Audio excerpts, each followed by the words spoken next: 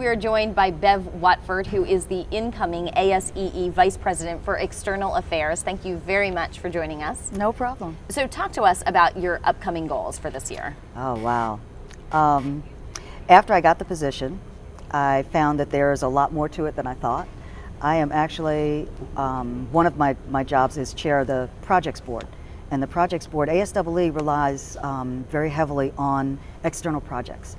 We do a lot of workshops, we manage fellowship panels and things like that, and that's where a lot of the income for operations actually comes from. So those things have to be really very carefully managed so that they do support the goals and expectations of the organization, plus offer a service to others as well.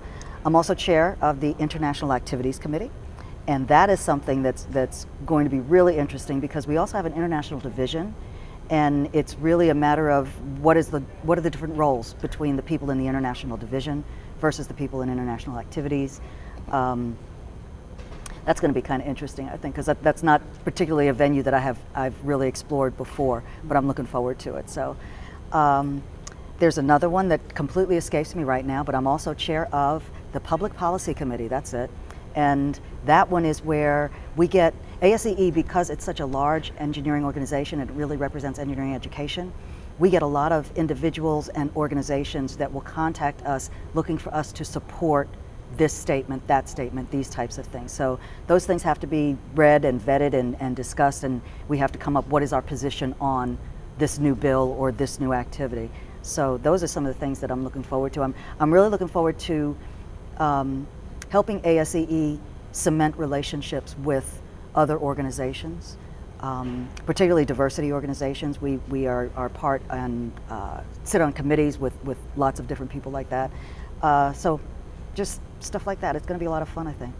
Now, you're also an associate dean at Virginia Tech. Yep. Talk to us about the priorities for grads and undergrads right now in the engineering Right now, department. I am consumed because our accreditation visit is this fall.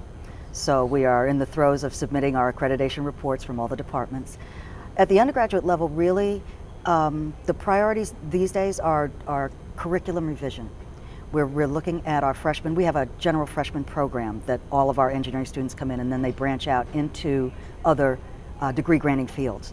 And that department right now, the Department of Engineering Education, is looking at really revitalizing and revising the entire freshman sequence to be more hands-on, to be more problem-based learning, to get the students more engaged in an understanding of what engineering is and what they want to do. At the graduate level, wow. I don't do much in the graduate arena, but I work with people that do.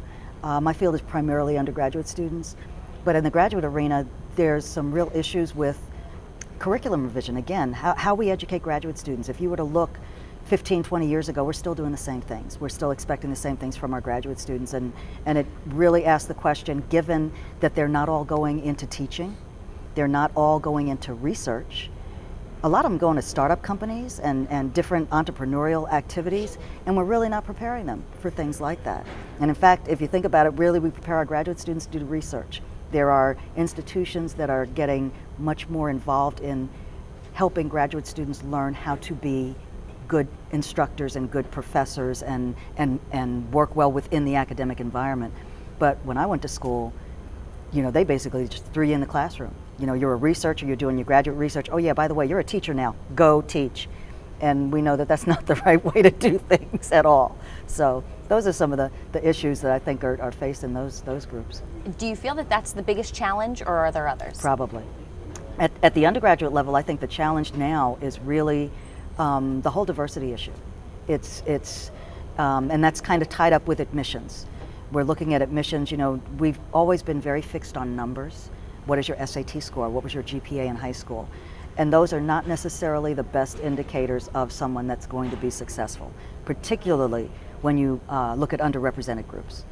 So we really need to come up with a better way of determining and selecting the students that we want and that we know will be successful. And I think if we can do that, maybe we can actually address the diversity issue as well. And getting into that diversity issue, an estimated 18% of undergrads are women, estimated 4% are African American. What are the challenges in recruitment? Well, the biggest challenge, I think, is that you have to be very inclusive in what you do. There are certainly some numerous legal and ethical issues associated with targeting particular groups. What you find in particular students of color, you're talking about African Americans, Hispanics, Native American students, there are often issues of, in general, low socioeconomic status. These students can't afford higher education, and there's not enough scholarship money out there to support these students going to school. I've got a kid in school right now, and it hurts. It is a large check every month that we have to pay to keep him in college. I'm fortunate that I have a job that allows us to do this, but I make sure my son knows every single day how fortunate he is that he will graduate with no debt. Whereas we've got kids coming out of undergraduate education with $30, $40, $50, $60,000 in debt. And that's just unreasonable. With as I mentioned, with admissions, we have to come up with better practices that will level the playing field. We can look at certain things and know that certain groups do better on the SATs. Students that come from middle and upper class incomes do better on the SATs because their parents can afford SAT classes, and they send them to the classes so their scores go up, and they are now the top of the class, whereas others don't have access to that. Again, low SES, socioeconomic status students, their school systems do not prepare them well for post-secondary education. So they're entering, even if they apply and get admitted, they're entering at a disadvantage because they haven't had the laboratories and the classrooms and the education that other students have had. So, and those things really disproportionately impact minorities and women. Bev Watford, thank you very much for joining us, incoming Vice President for External Affairs. Best of luck to you in the coming year. Thank you. Thank you very much. Next, we head to the West Coast to San Jose State University in the heart of Silicon Valley, which gives rise to a lot of opportunities for students.